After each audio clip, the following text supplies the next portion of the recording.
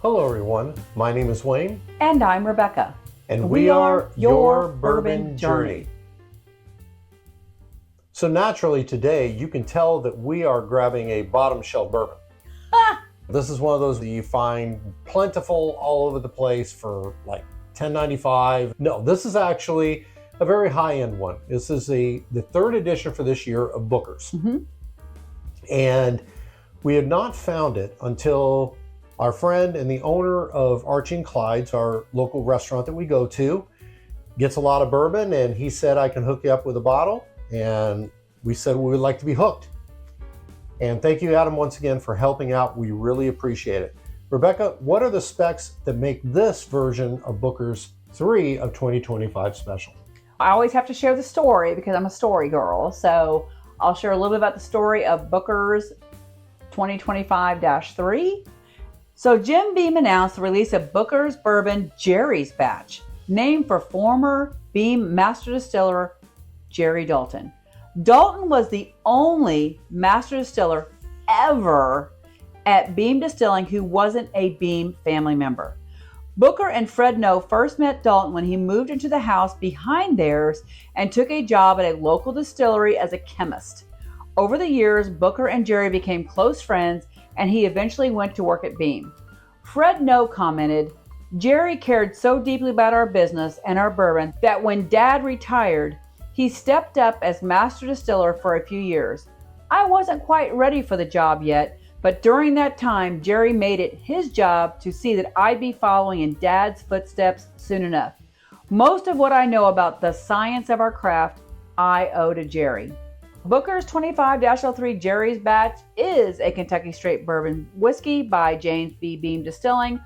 It is their typical 75% corn, 13% rye, and 12% malted barley. This one was aged 7 years, 4 months, and 21 days. Its proof is very lovely at 124.7. Jerry's Batch comprises 9 different barrels from 9 different warehouses. It came from warehouse 31XKL04 and G. It was released in September 2025 with an MSRP of $100, and we acquired it on 10/17 of 2025 for $100 at Archie and Clyde's in Newburgh, Indiana. We're big Booker's fans. We try to get every Booker's that comes out, and sometimes we drive all the way to Jim Beam just to get it because sometimes it's cheaper to drive to Jim Beam than it is to get at our local liquor store. But we have seen it in a couple of stores. It costs more than the MSRP of $100, so we're very grateful to Adam for allowing us to purchase this at MSRP. And if you happen to live in the area, definitely stop at Archie and Clyde's. It's a really great place to get a drink. You can get a pour bourbon. A lot of guys are drinking beer there, but they have one of the better bourbon selections in the region. They have a great selection. I'm telling you right now. And quite a varied menu. Great food at a great value and a fun atmosphere. Yep. And just laid back. And if you go there, shout outs to 2 people. Mitch, who if you see him as a waiter, you're going to be served really well. And Lisa as well. It's another person, makes really good drinks, and she's a really great server. Yeah, great team. So I'm fascinated with the fact Booker Noe basically was hanging it up, and Fred wasn't ready. Wasn't quite ready. Yeah. So his neighbor, who he's the guy known lived forever, behind, and we've been to their house. We've probably seen that house. Yeah. So he liked them enough to basically say, all right, I'll come I'll over. go and do it. Booker was confident enough in this guy to allow him to come in and become the master distiller. That says a lot about this guy. Well, not only that, but in the press release, another thing Fred Noe mentioned was that he was stunned. He did some research and realized that Jerry Dalton had never been put into the Hall of Fame, but he was last year. So when he figured that out, he started pushing for that. Here he was the only non-Beam member to be at Jim Beam, and so he did get in the Hall of Fame. So he's in the Kentucky Bourbon Hall of Fame. That's good, because that's stepping into big shoes when everybody's a Beam, everybody's a Noe, and you're in the Noe. They say you come as friends, leave as family, and I really feel that way there at Jim Beam. It's become one of our favorite places to go, especially from a big distillery standpoint. We definitely have some friends and family with craft distillers. Yes. But I would say if I had to pick one of the major heritage distillers, I probably feel most at home with Jim Beam.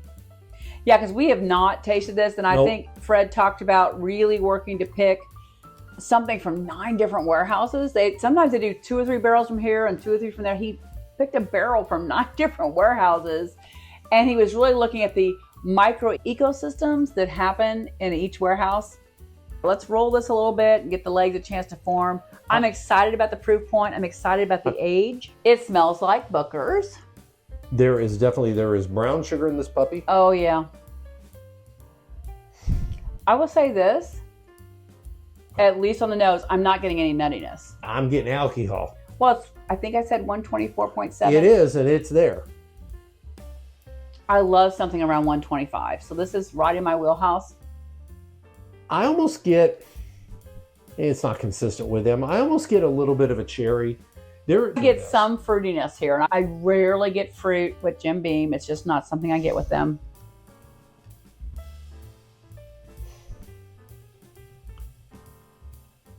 It's getting some really heavy legs on it, and it's almost like a swirly thing going on. I need to taste it, honey. Oh, absolutely. So, cheers to Fred, cheers to Freddie, and just want to see what Jerry's all about. Cheers to Jerry. Cheers to Jerry.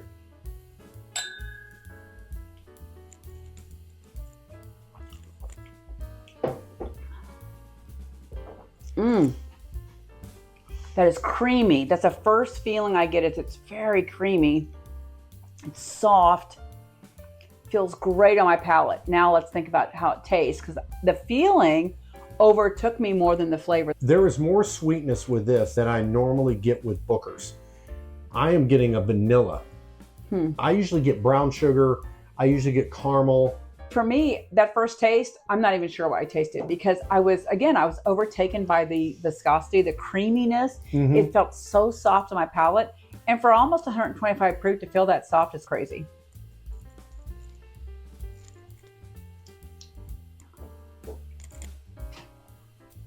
I like it.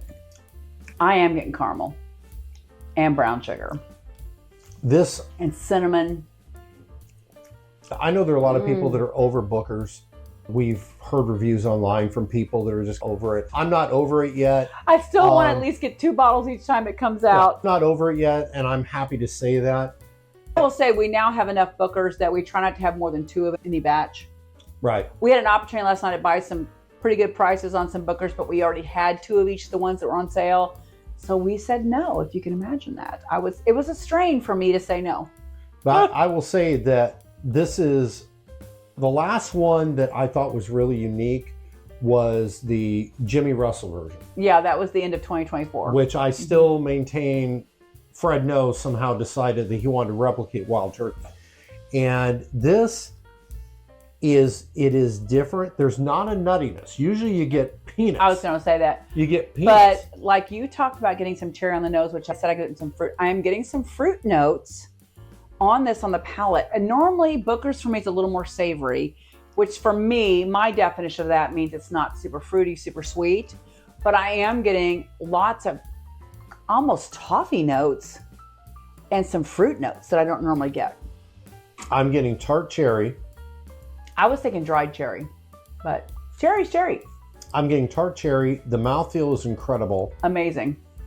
I want to try this again. Well, I'm not clear on mine because I want to keep building. I like to build the layers in my mouth. No, I feel if like I'm doing a blind of multiple things, I clear my palate a lot. But when I'm drinking one thing for the first time, I just let it just. You're probably right, but myself, keep I'm gathering. trying to start. I'm letting it gather and gather. I'm trying to start over. I may have to pour some more because I'm running out.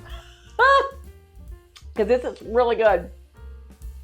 And I know I'm a Booker's person, so full disclosure, I love Booker's, and we've talked about that. So I have a tendency to lean in on this a little bit, and it's in my wheelhouse because I do love something around 125 proof. She does. During the week, after work, I like a single pour that I can sit on for a while.